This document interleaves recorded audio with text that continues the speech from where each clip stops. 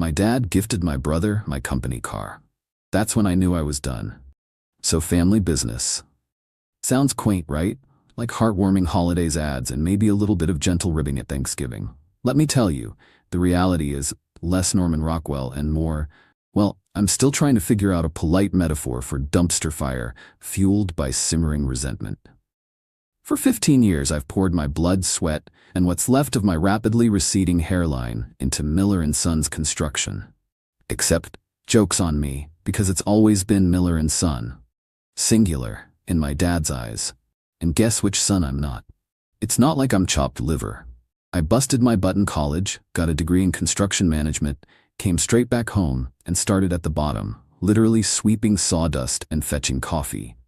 Worked my way up through every single job site, learned every piece of equipment, every blueprint, every headache-inducing permit process in this god-forsaken county. I've been project managing for 5 years now, and let me tell you, our profit margins? Yeah, those babies are looking healthier than ever, and you're welcome, Dad. Now my brother, Chad. Chad. Where do I even start? Chad, who treated high school like a suggestion, community college like a social club, and gainful employment like something that happened to other, less cool people. Chad, whose major life accomplishments include mastering level 72 of Clash of Galactic Warlords and racking up enough parking tickets to personally fund a new wing for the courthouse. Chad, who, 5 years ago, right when I hit project manager, decided he was ready to join the family business. My dad, bless his oblivious, deeply biased heart, welcomed him with open arms, a corner office, bigger than mine, naturally, and a starting salary that made my entry-level years look like indentured servitude. And what does Chad do? Shows up late, leaves early, takes extended lunch meetings that I'm pretty sure involve golf courses and copious amounts of beer, and generally treats the whole thing like a paid vacation funded by my actual work ethic. His contribution to Miller & Sons construction is approximately zero, unless you count the time he accidentally backed the company truck into the porta-john at the Johnson job site. That was a fun Tuesday morning. But Dad? Dad thinks Chad's a natural, a people person, a visionary. Yeah, his vision seems to mostly involve seeing how many energy drinks he can chug before 2 p.m. So for years, I've swallowed it. The favoritism, the blatant unfairness, the constant low-grade simmering resentment. Kept my head down, worked harder, told myself it was for the good of the company, for the family, for, some delusional sense of loyalty that apparently only runs one way in this family. But here's where the done part comes in. The company car. See, after years of driving my beat-up, gas-guzzling rust bucket of a pickup, which, by the way, I use for actual work, hauling materials, visiting sites, not just cruising for whatever Chad cruises for, I finally got promoted to senior project manager. Big deal, right? Except it was. For me, it was a milestone, a recognition of years of hard work, a tiny, flickering spark of hope that maybe, just maybe, Dad was starting to see me. And with the senior project manager title came the perk. The company car. Not some fancy sports car, mind you, but a brand new, fully loaded Ford F-150. Leather seats, all the bells and whistles, the kind of truck you actually felt a little bit of pride pulling up to a job site in. My truck, finally. I was actually excited. Yeah, me, Mr. Cynical, hardened by years of Miller family dynamics, actually felt a genuine spark of anticipation. I imagined picking it up, that new car smell, the smooth ride, okay, I'm getting carried away. It's a truck, not a spaceship. But still, it was mine. A tangible sign that maybe things were shifting. Then came the family dinner. Family dinners at my parents' house are less quality time and more passive-aggressive endurance test. But Mom makes meatloaf, my actual kryptonite, so I suffer through it every Sunday. This Sunday was special. In a profoundly crappy way. Meatloaf was on the table, mashed potatoes were steaming, the usual forced pleasantries were being exchanged when Dad clears his throat, puts down his fork with a dramatic clink, and announces, "Big news, boys." My stomach clenched. Big news in Miller family parlance rarely means anything good for me. Chad predictably perks up, like a golden retriever anticipating a treat. "Lay it on us, Pop," Dad beams, puffing out his chest like he personally invented sliced bread. Chad's getting the new company truck. Silence, like dead silence. You could hear the clock ticking, the dog snoring in the corner, probably hear my own blood pressure spiking. I swear, even the meatloaf seemed to lose its comforting aroma. I blinked, once, twice, hoping I'd misheard, hoping this was some bizarre, deeply unfunny joke. The truck? I finally managed, my voice sounding strangled like I'd swallowed a mouthful of sawdust, which, metaphorically, I kind of had. Dad waves a hand dismissively, like it's the most obvious, logical thing in the world. Yeah, the F-150. Brand new. Just makes sense for Chad to have it. Makes sense? I repeated, my brain short-circuiting, trying to process this utter betrayal of logic, reason, and basic human decency. Dad, I'm the senior project manager. I got promoted. I was told I was getting the company car. He chuckles. A low, rumbling sound that usually means he's about to deliver some nugget of wisdom. That will actually be thinly veiled condescension. Now, Luke, don't get your overalls in a twist. Chad needs it more. Needs it more?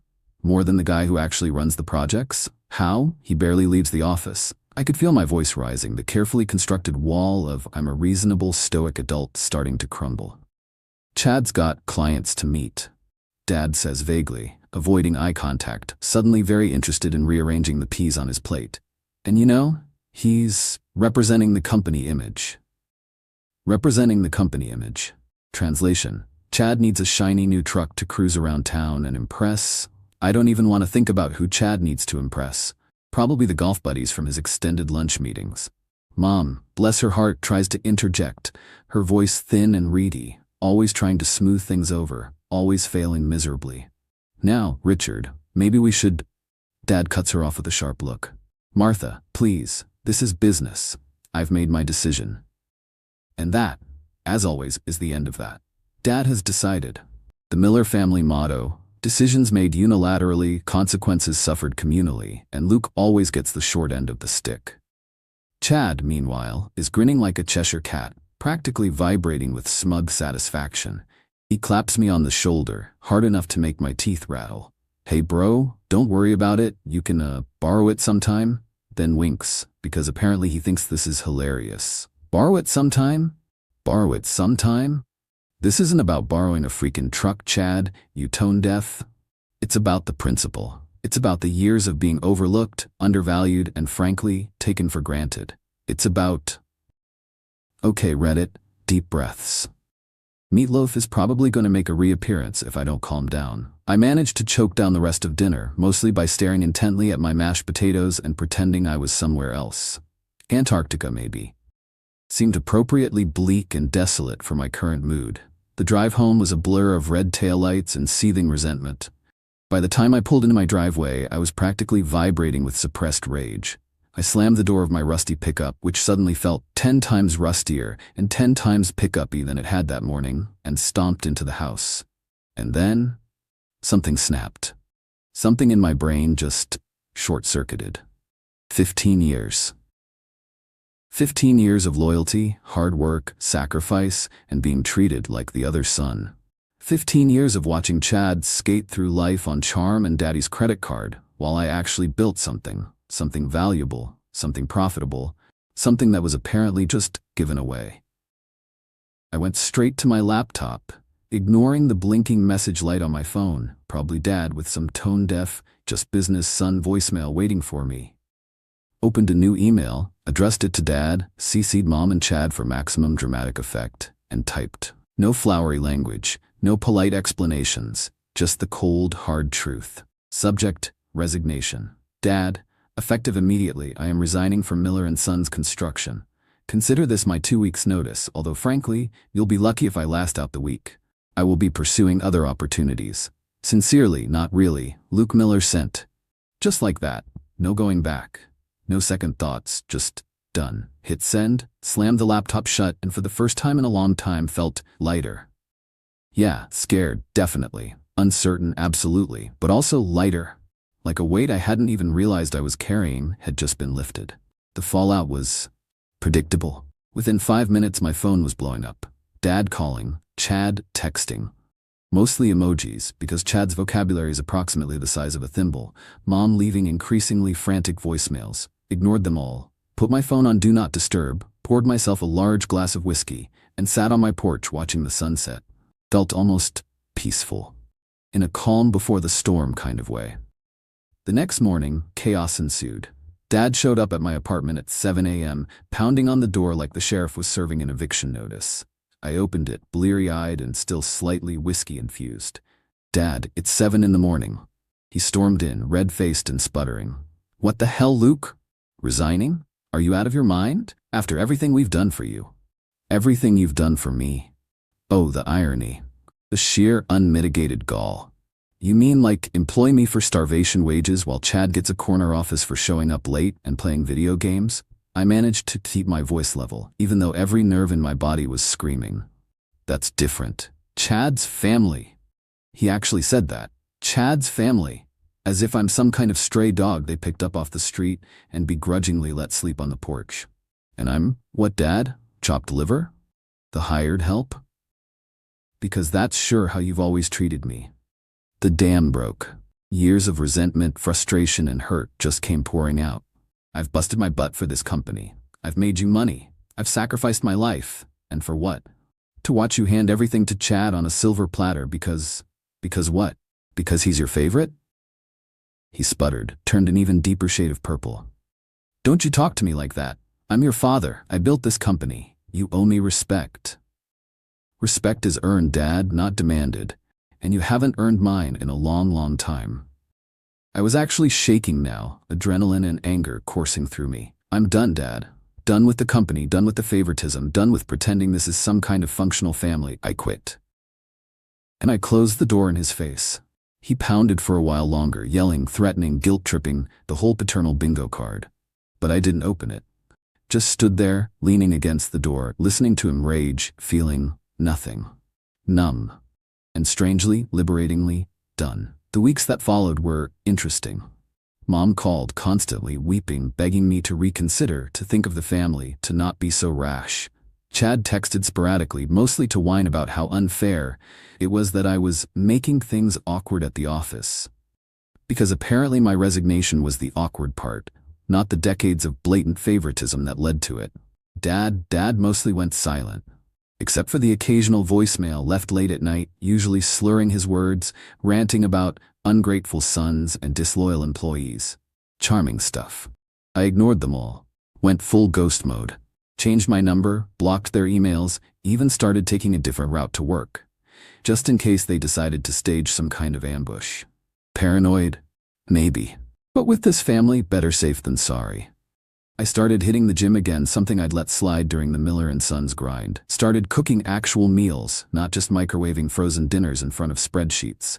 Started living again, like actually living for myself, not for some warped sense of family duty. The job hunt was surprisingly easy. Turns out, senior project manager, with 15 years of experience at a reputable local construction firm, is actually a pretty desirable resume bullet point. Go figure. Had 3 offers within a week, all for more money, more responsibility, and significantly less family drama. Took a job with a firm across town, specializing in sustainable building. Something completely different. Something exciting. Something that was mine. Not just a cog in the Miller and Sons machine. It's been 6 months now. 6 months of no meatloaf Sundays, no forced family dinners, no soul-crushing favoritism. 6 months of actual freedom. 6 months of peace. Do I miss them? Sometimes. Yeah, I'm human. There are moments late at night when I think about Mom's meatloaf, or those rare fleeting moments when Dad actually seemed proud of me. Moments when I almost convinced myself that maybe, just maybe, I overreacted. Maybe it wasn't that bad. Then I remember the truck. Chad's grinning face, Dad's dismissive chuckle, Mom's helpless silence, and the almost turns into a solid, resounding nope. No, I didn't overreact. I underreacted for 15 years. I tolerated, minimized, and internalized a level of unfairness that frankly no one should have to endure, least of all from their own family. Now I have a life that's mine. A life where I'm valued, respected, and actually appreciated for my hard work. A life without meatloaf Sundays, though I do occasionally crave it. Damn Mom and her culinary kryptonite. I even bought myself a new truck. Not an F-150, went for a slightly more fuel-efficient Tacoma in a cool metallic blue. No leather seats, no fancy bells and whistles, but it's mine. I earned it. And every time I get behind the wheel, I feel a quiet sense of, pride. Not the puffed chest, ego-driven visionary kind of pride, just solid, quiet, self-respecting pride. Last week, I got a voicemail from Mom. First one in months. Just a shaky, hesitant, "Luke, are you okay?" Deleted it without replying. Because yeah, Mom, I'm okay. More than okay. I'm free. And sometimes freedom is worth more than any family dinner, any company car, any meatloaf in the world. Thanks for listening, Reddit. Needed to get that off my chest. And yeah, internet validation still appreciated. Tell me I'm not crazy, please. Because sometimes I still wonder if I made the right decision.